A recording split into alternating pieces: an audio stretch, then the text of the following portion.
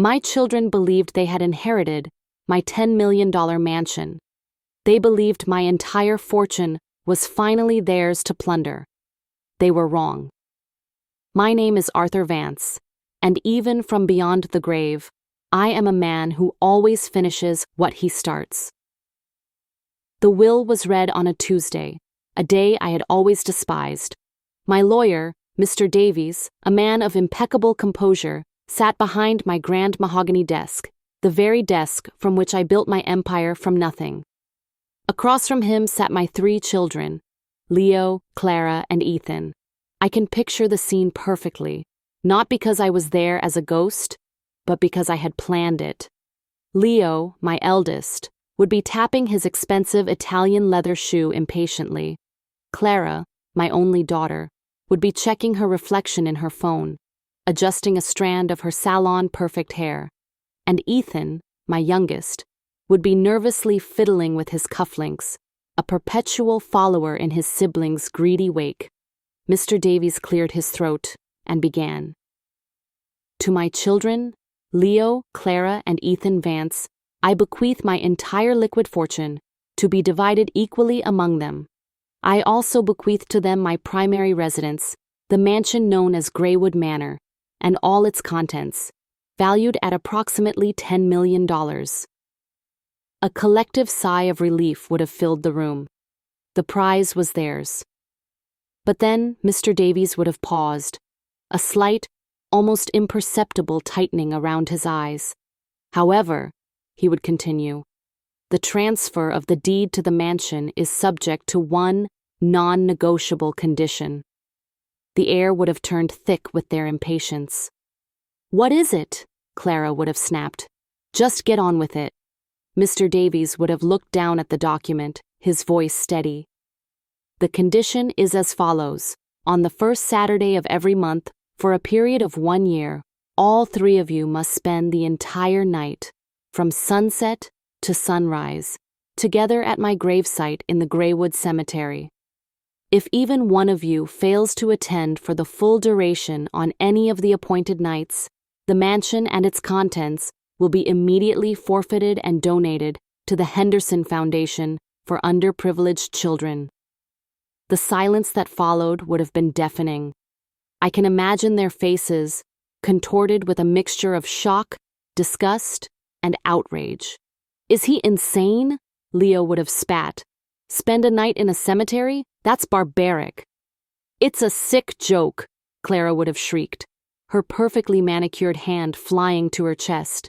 He's trying to humiliate us, even in death. Ethan, ever the echo, would have mumbled, This is impossible. We can't do this. But I knew them. Oh, I knew my children better than they knew themselves. Their greed was a cavernous, insatiable thing. It was stronger than their pride, stronger than their discomfort, and certainly stronger than any lingering affection they might have had for their old man. They would do it. They would curse my name. They would complain. They would shiver in the cold, but they would do it, because $10 million was a prize worth any indignity. This is the condition, the voice continued, slow and deliberate. This is the price. You thought you were just waiting. You were wrong. You are here to listen. The night was long. I didn't speak again. I let them sit in their terror, their minds racing. Was it a recording? A prank? Or was their father, the man they had dismissed and disdained, truly speaking to them from the grave? Their greed kept them there, shivering and silent, until the first rays of dawn broke the horizon. They fled the cemetery like hunted animals, but solely at her. All day, but you were at a spa retreat in Aspen. You posted a picture. Treating myself, the caption said. I hope it was worth it. The color drained from Clara's face. This wasn't a generic recording. This was specific. This was a memory only she and I shared. She had lied to me that day, said she had the flu. Leo, how is your import-export business? The voice shifted its attention. The one you told me was on the verge of a major breakthrough. The one you needed that $50,000 loan for. Or should I say, the money you needed to pay off your gambling debts in Vegas? Leo stumbled as if struck. No one knew about that. He had sworn the bookie to secrecy. He had fabricated an entire business proposal to get that money from me. And Ethan, the voice softened almost sadly. My quiet boy. Do you remember the painting in my study? Your grandmother's favorite. You told me it was accidentally damaged by the cleaners, but I saw the wine stain on your sleeve that night. You were drunk, weren't you? Too afraid to tell me the truth. Silence. Utter terrified silence. They weren't laughing anymore. This was not a trick. This was a reckoning. This is your penance, my voice concluded for the night. Each month, you will come here, and you will remember. The drive back to the mansion that morning was, I'm sure, the quietest of their lives. They had a $10 million house, but it was haunted, not by my spirit, but by their own guilt. I sat in my control room, a cup of tea in my hand, watching them on the hidden cameras I'd had installed throughout the mansion. Mr. Henderson sat with me. He was a simple man, a gardener, but he possessed more integrity and loyalty in his little finger than all three of my children combined. He was the only one who knew my secret. Are you sure about this, Arthur? He asked, his brow furrowed with concern. They are your children. They stopped being my children the day they started seeing me as a bank account, Henderson, I said, my eyes fixed on the screen where Clara was frantically searching a room. They think I'm looking for a way to communicate. They're searching for speakers, for wires. They don't understand. The technology is military grade, sound projected through ultrasonic waves. They could tear the whole cemetery apart and find nothing. It seems cruel, he murmured. Cruel? I chuckled, a dry, bitter sound. Cruel was letting your father eat his last birthday cake alone because you had better things to do. Cruel was smiling to my face while you bled my accounts dry. No, Henderson. This isn't cruel. This is educational. The third month, their fear was palpable. They arrived at the gravesite and stood in rigid silence, waiting. Welcome back, the voice intoned. Tonight's task is simple. I was a simple man, after all, a fact you all reminded me of frequently. A small compartment I had built into the base of the headstone slid open. Inside were 3 pairs of thick gardening gloves and 3 trowels. Your grandmother, my beloved Mary, is buried 2 rows over, the voice instructed. Her plot is overgrown with weeds. You never visited her, not once, after she passed. Tonight, you will tend to her grave. You will pull every weed. You will clean every inch of her headstone. You will do it with the hands that were always too clean to help, too busy to care. You will not finish until it is spotless. For a moment, I thought Leo would refuse. I saw the rebellion in his eyes. But then he looked at Clara, whose face was a mask of grim determination. She wanted the mansion, and she would do anything. She snatched a pair of gloves. Ethan followed suit. Defeated, Leo did the same. I watched for hours as my 3 children, dressed in clothes worth more than a car, knelt in the dirt, their hands digging and pulling. They argued. They blamed each other. This is your fault, Clara. You and your stupid spa days. My fault? What about your secret gambling, Leo? They were turning on each other just as I knew they would. Their unity was a fragile thing, built only on a shared sense of entitlement. When put under pressure, it shattered. By morning, their grandmother's grave was immaculate. Their designer clothes were ruined, their nails were broken, and their faces were streaked with dirt and tears of frustration. They had never worked so hard in their lives. You have done well, the voice said as the sun rose. Your grandmother would be surprised. The monthly torments continued. Each task was designed to chip away at their arrogance, to force them to confront a past they had conveniently forgotten. One month, the voice commanded them to take $10,000 of their monthly allowance, money from my estate, and personally deliver it as a cash donation to the inner-city soup kitchen I had volunteered at for years. a place they had once called a dump for losers. I watched on a live feed from a camera Henderson had planted as they walked in, their faces tight with disgust. They were forced to look into the eyes of the people they disdained, people I had tried to teach them to respect. Another month, the voice made them sit in silence and listen to a recording of my late wife, their mother, reading stories to them as children. The sound of her gentle voice, a memory they had long since buried, brought Ethan to tears. Clara just stared blankly, her expression unreadable. Leo simply looked angry, as if even this was an inconvenience. They were changing, but not in the way a hopeful father might wish. Ethan was growing more withdrawn and fearful. Clara was becoming harder, more calculating. She was the one who was most determined to see this through, her eyes fixed on the prize. Leo was a powder keg of rage, looking for someone, anyone, to blame. Around the 6th month, Leo started fighting back. He brought a paranormal investigation team to the cemetery during the day. They swept the area with EMF meters and thermal cameras. They found nothing. He hired a private investigator to look into my lawyer, Mr. Davies, suspecting a conspiracy. The investigator found nothing. "He's getting desperate," Henderson noted, watching Leo pace furiously on the monitor. "Let him," I said. "His desperation is part of the lesson. He thinks he can solve this problem with money and power, the only tools he's ever known. He's about to learn that some problems are of the soul." On the 7th night, the voice gave them a new kind of task. "In my study," it said, "there is a safe behind the bookshelf. The combination is your mother's birthday. Inside, you will find 3 sealed envelopes, one with each of your names on it. You are to open them and read the contents aloud, here, in front of each other." The next day, I watched as they found the safe and opened it. The tension was electric. What final secret was I about to reveal? They brought the envelopes to the gravesite on the 8th month. They stood under the cold moon, the documents trembling in their hands. "Leo, you first," the voice commanded. With a deep breath, Leo opened his. He began to read and his voice faltered.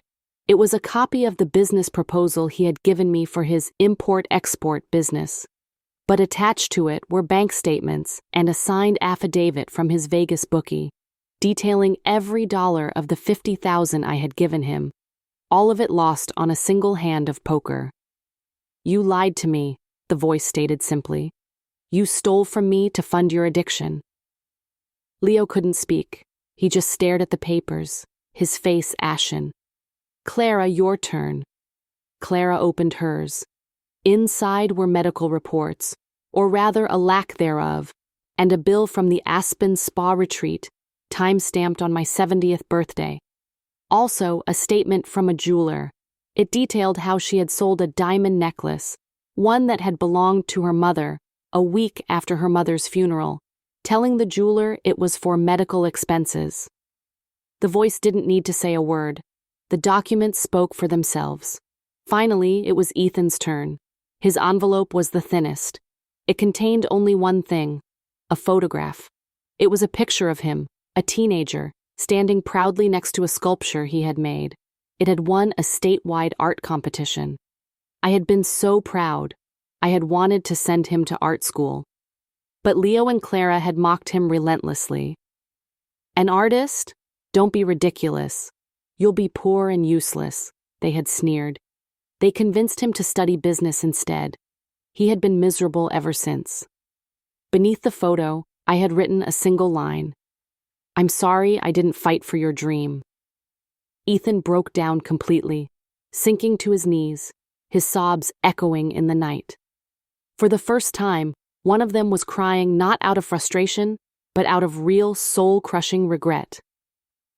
"You were all given gifts," the voice said, its tone laced with a profound sadness.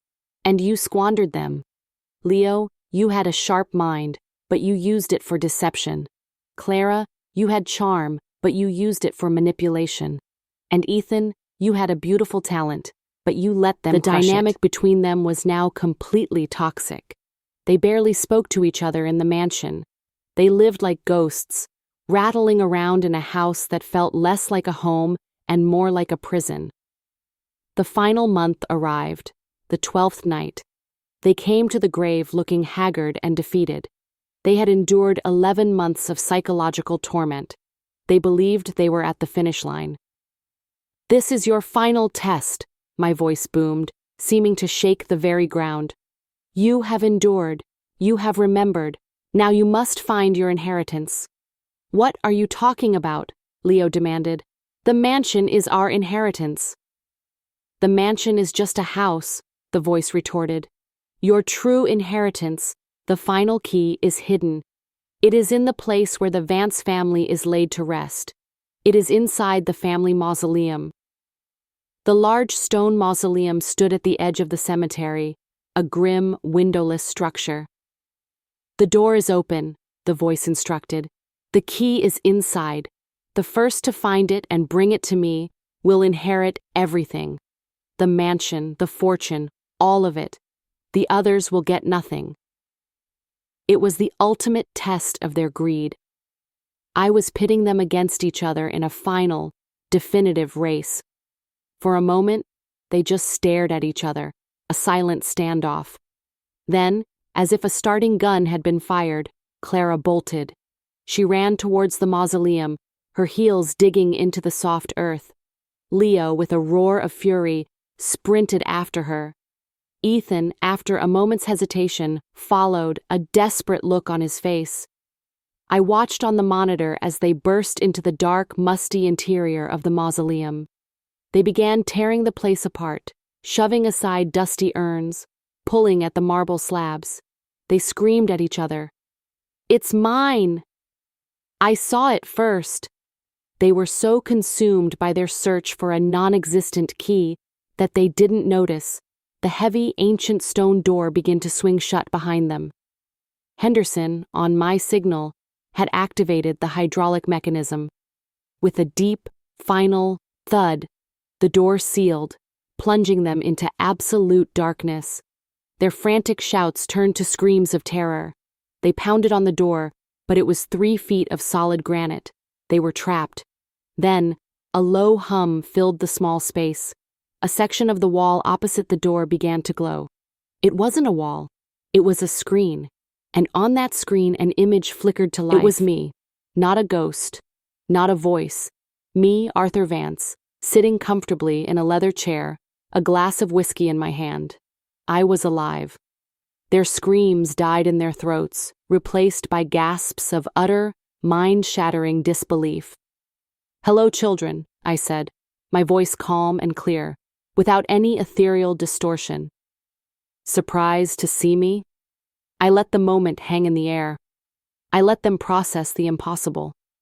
Their father, the man whose grave they had been visiting for a year, was alive. You're alive?" Ethan whispered, his voice trembling. "Very much so," I said, taking a sip of my whiskey. "Faking one's death is remarkably easy when you have the right resources. A cooperative doctor in a foreign country, a sealed casket, a grieving family too eager to get to the will reading to ask too many questions." "But why?" Clara stammered, her face a mess of confusion and horror. "Why?" I leaned forward in my chair. "You dare to ask me why? For 20 years, I watched you grow from children into monsters of entitlement. I gave you everything, the best schools, cars, endless allowances, and in return, you gave me nothing. You saw me as a walking wallet, an obstacle between you and your inheritance. You waited for me to die. So, I decided to grant your wish. I died. I gestured around my control room, and I was reborn here. In this room, I have watched you. I have listened to you. I have seen the blackness in your hearts.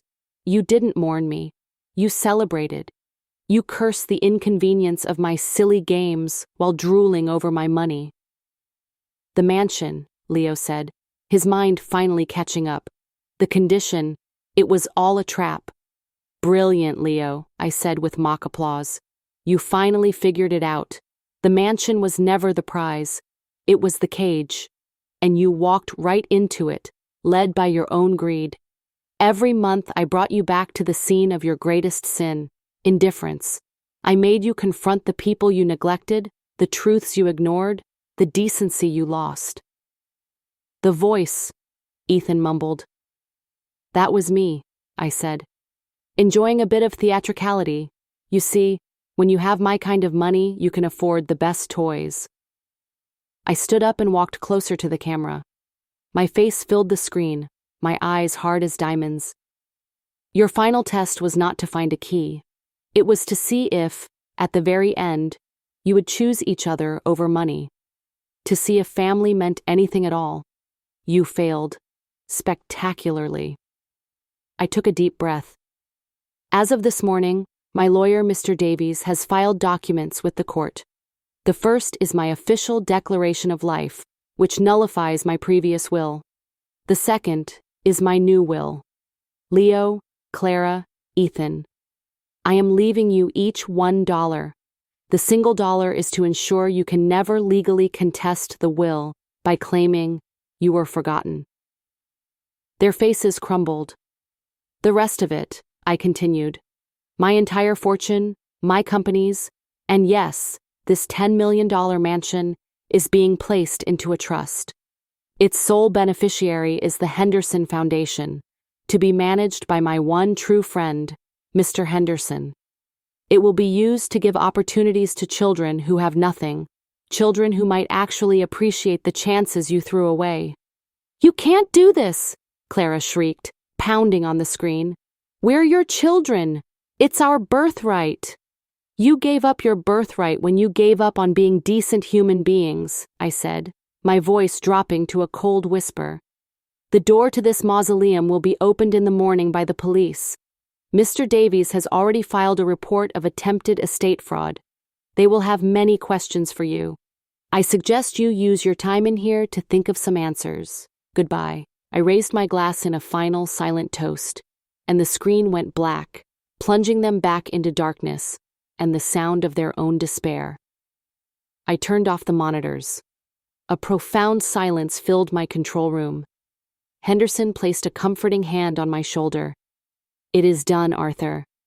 Yes, I said, a weight I had carried for decades finally lifting from my soul. It is done. 3 months later, I was on a beach in the South Pacific watching the sunset. I had sold Greywood Manor to a historical society. The news had been full of the story of the Vance inheritance twist.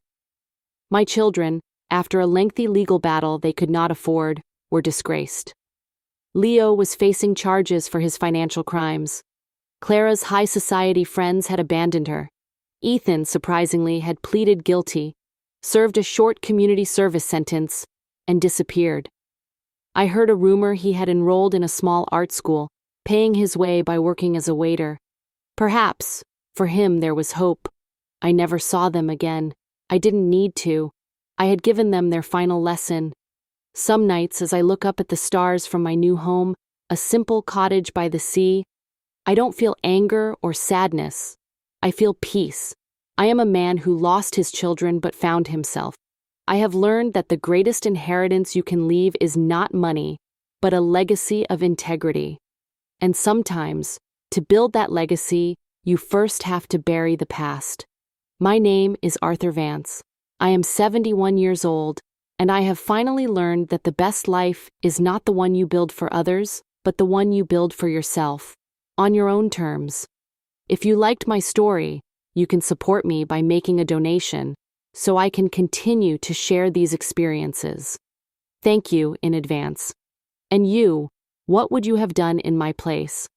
I would love to hear your opinion, so please share it with me in the comments. I'm always curious about what you all think, and please, write to me where you heard this story. For more life stories like this, like the video and subscribe to my channel. There are many more tales waiting for you. With heartfelt greetings. Until next time,